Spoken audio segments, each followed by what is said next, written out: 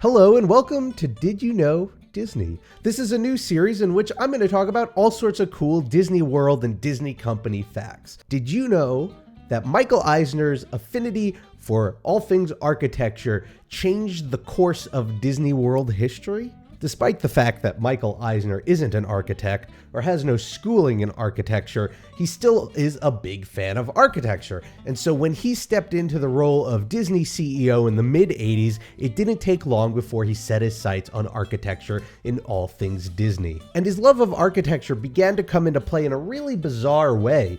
During an early session with some of the executives over at Disney, he had suggested a Mickey Mouse hotel. Now, when I say a Mickey Mouse hotel, I mean a Mickey Mouse hotel.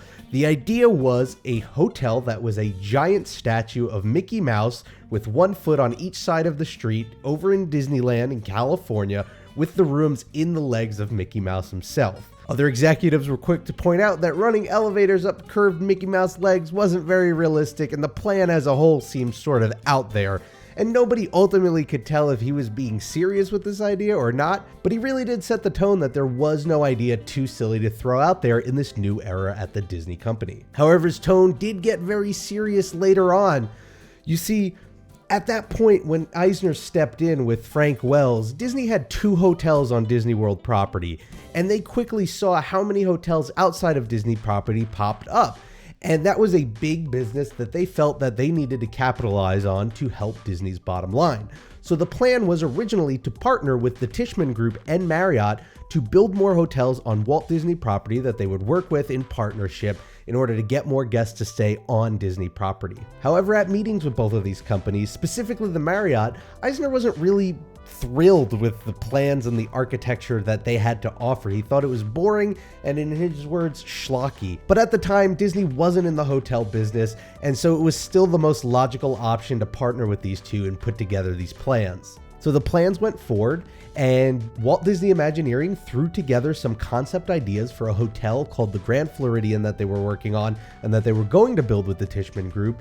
And at that point, when Eisner was looking at these design ideas from the Imagineers, he realized that those designs were way better than anything he saw at the Marriott. And he realized that even though Disney wasn't in the hotel business, they had the capacity to be in the hotel business, and they had the capacity to do it better than these other companies. So even though they had been working on these partnership deals for almost a year, they ended up backing out at the last minute. With the Marriott, they were able to back out completely. However, they had already signed contracts with the Tishman Group, who was not very happy with this idea that they were just going to cancel these very lucrative plans.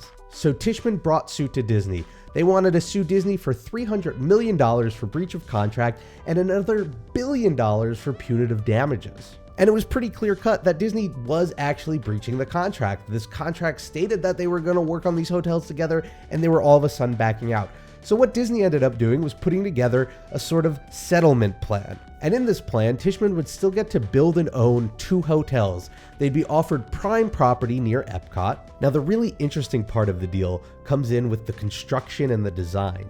You see, through this deal, the Tishman Group had final say in the budget for the construction of these 2 hotels, but Disney retained final say in the design of the hotels. Now, if you really think about it, this was actually a pretty bad deal for the Tishman Group because the construction budget ultimately was going to be dictated by what the design of the hotel is. So having struck up this amazing deal, Michael Eisner called 2 famous architects, Michael Graves and Robert Venturi, and asked them to work together to design these 2 hotels because he was a big fan of their architectural styles. But instead, Robert Venturi suggested that they hold a competition with multiple architects to see which one architect would have the job of designing both hotels, and that's exactly what they ended up doing. So Michael Graves and Robert Venturi each submitted their own design, and on top of that, to keep things civil, Tishman was allowed to submit their own design through their own architect, and Disney even had their own architects submit design. Ultimately, it was the ideas of Robert Graves that won Eisner's attention. They were 2 hotels, one of them prominently featuring this large pyramid and the other one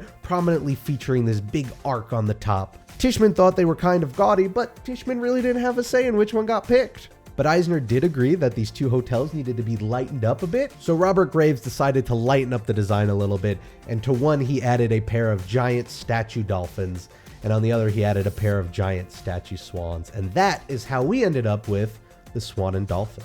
Thank you all for watching. If you have a Disney Did You Know that you'd like to share, feel free to leave it in the comments below, or you can let me know on Twitter @RobPlays. Whatever you're doing this week, make the most of it because it makes it that much better, and I hope to see you next time for the next Did You Know Disney. Bye, everybody.